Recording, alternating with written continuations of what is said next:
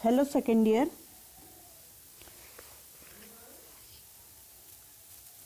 आज हम नया टॉपिक स्टार्ट कर रहे हैं, तटस्थ वक्र व उपभोक्ता संतुलन।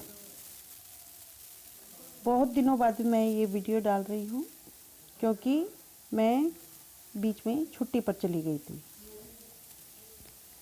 इससे पहले जो वीडियो डाला था वो था लोच के संदर्भ में था, लोच का टॉपिक पढ़ाया था। आज हम नया टॉपिक स्टार्ट करें, तटस्थ वक्र व उपभोक्ता संतुलन। उपभोक्ता के व्यवहार में, उसके अध्ययन में उदासीनता वक्र या तटस्थ वक्र बहुत ज़्यादा प्रचलन में है। प्रारंभ में एक आंग्ल अर्थशास्त्री एजवर्थ ने 1861 में तटस्थ वक्रों का प्रयोग किया। उसके बाद इसमें बहुत सारे परिवर्तन आते रहे, लेकिन तटस्थ वक्र ही इसका नाम रहा।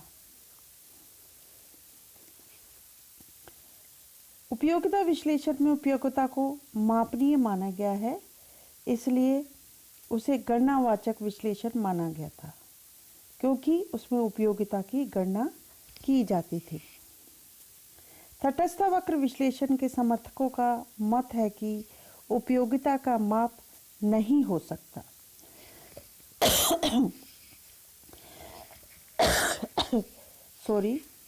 उन्होंने इसके स्थान पर क्रमवाचक विश्लेषण प्रस्तुत किया, अर्थात संयोगों को क्रमवार जचाया जाता है। कुछ संयोग ऊंचे, कुछ समान, कुछ नीचे संतोष देने वाले होते हैं। इस विश्लेषण के अनुसार एक उपभोक्ता विभिन्न वस्तुओं के संयोग बनाकर यह बतला सकता है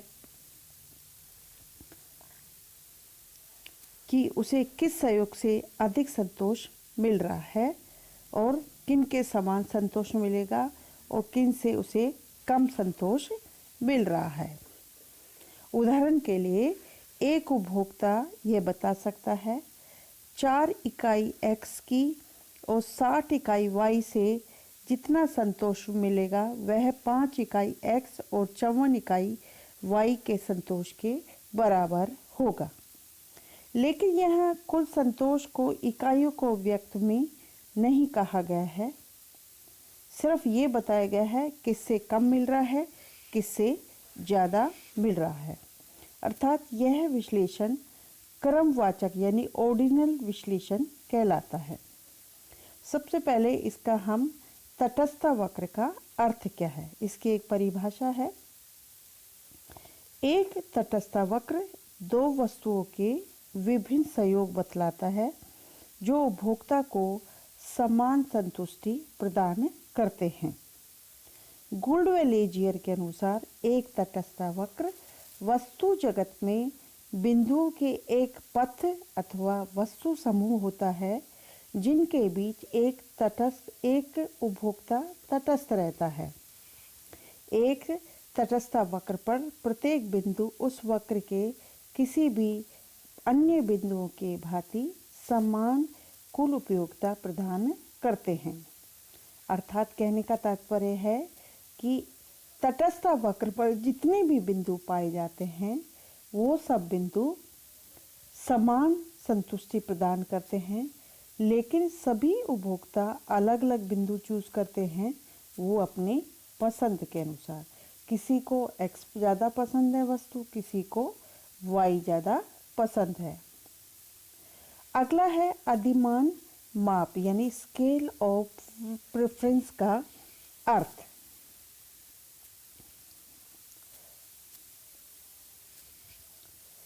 प्रत्येक उपभोक्ता का अपना एक अधिमान माप या पसंदगी का माप होता है, जिसमें वह वस्तुओं व सेवाओं को उनके महत्व के क्रम के अनुसार जचाता है। इस पर उसकी रुचि व पसंद का प्रभाव पड़ता है। इसमें वस्तु की कीमत से उसका कोई संबंध नहीं होता। अर्थात उपभोक्ता का अधिमान माप यह बतलाता है कि दो वस्तुओं की कितनी कितनी मात्राएं लेना पसंद करेगा। विभिन्न उपभोक्ताओं के अधिमान माप भिन्न भिन्न हुआ करते हैं क्योंकि उनकी रुचि व पसंद में अंतर पाया जाता है। उदाहरण के लिए एक उपभोक्ता को X और Y दो वस्तुओं के निम्न सहयोग समान उपयोगिता प्रदान करते हैं, जैसा कि तालिका में बताया गया है।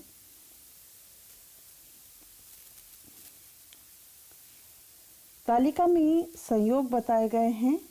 A, B, C, D, E, F दो वस्तुएं हैं, X और Y। जब X वस्तु ज़्यादा लेते हैं तो Y वस्तु की मात्रा कम होती है।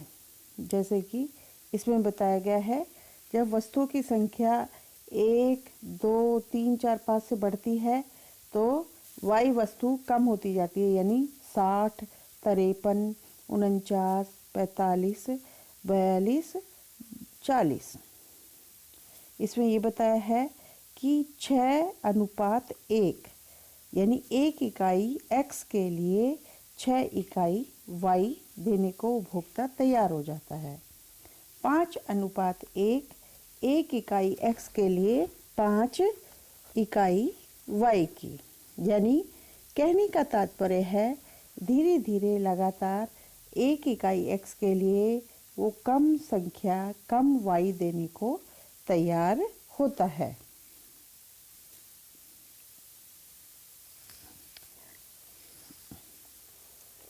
लेकिन सभी बिंदुओं पर एक उपभोक्ता को समान संतुष्टि प्राप्त होती है, यानी समान संतुष्टि प्रदान करने वाले संयोगों को तटस्थ वक्र कहते हैं।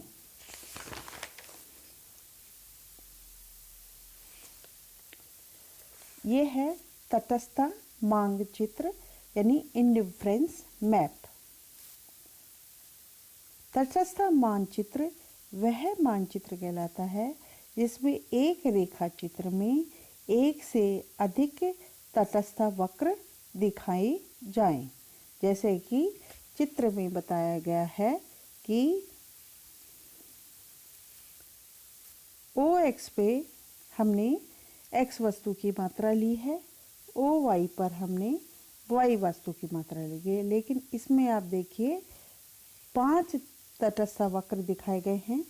पहला, दूसरा, तीसरा, चौथा, पांचवा।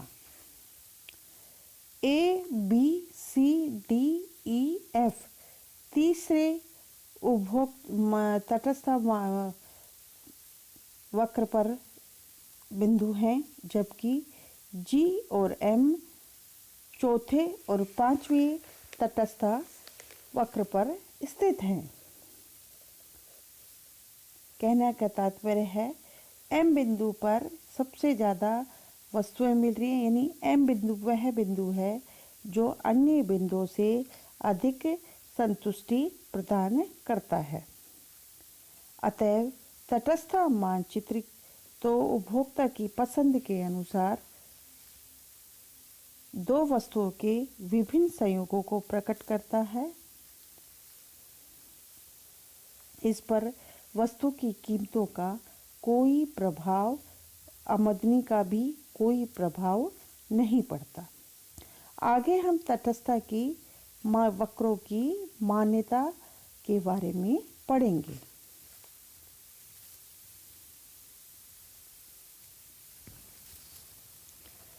तटस्थ वक्र की मान्यताएं। पहली मान्यता है उपभोक्ता के पास उपभोग संबंधी निर्णय लेने के लिए पूरी जानकारी होती है।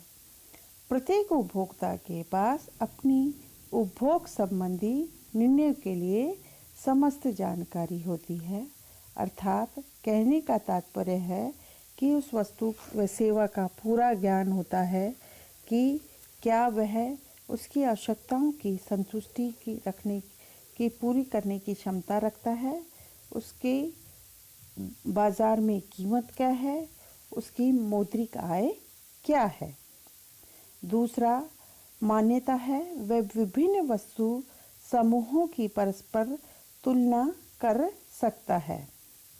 प्रत्येक उपभोक्ता विभिन्न वस्तु समूहों के बीच तुलना कर सकता है जो निम्न शर्तों को पूरा कर सकती हैं।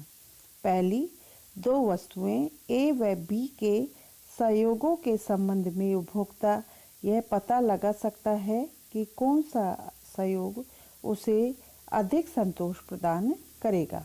यदि ए संयोग बी संयोग से ज़्यादा संतोष प्रदान करता है तो हम कहेंगे ए संयोग बी की तुलना में अधिक पसंद किया जाता है। यदि बी संयोग ए से अधिक संतोष प्रदान करता है तो हम कहेंगे कि बी संयोग ए से अधिक पसंद किया जाता है। अगर दोनों एक साथ समान संतुष्टि प्रदान करते हैं तो हम कहेंगे कि ए व बी संयोगों के बीच तटस्थ है। दूसरा पॉइंट, अधिमानों या पसंद में परस्पर संगति का संबंध होता है। यानी अगर ए को बी की तुलना में अधिक पसंद किया गया, बी की तुलना में सी को अधिक पसंद किया गया, तो तात्पर्य है ए को सी की तुलना में अधिक पसंद किया जाएगा। तीसरा, यदि ए वस्तु समूह बी वस्तु समूह से वास्तव में बड़ा है तो ए को बी से अधिक पसंद किया जाएगा।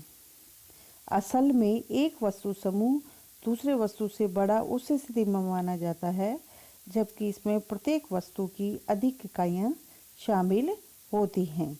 लेकिन यदि ए संयोग में बी संयोग की प्रत्येक वस्तु की समान इकाइयाँ हों तो कम से कम एक वस्तु की इकाइयाँ अधिक हो तो भी ए को बी की तुलना में बड़ा माना जाएगा। Thank you very much.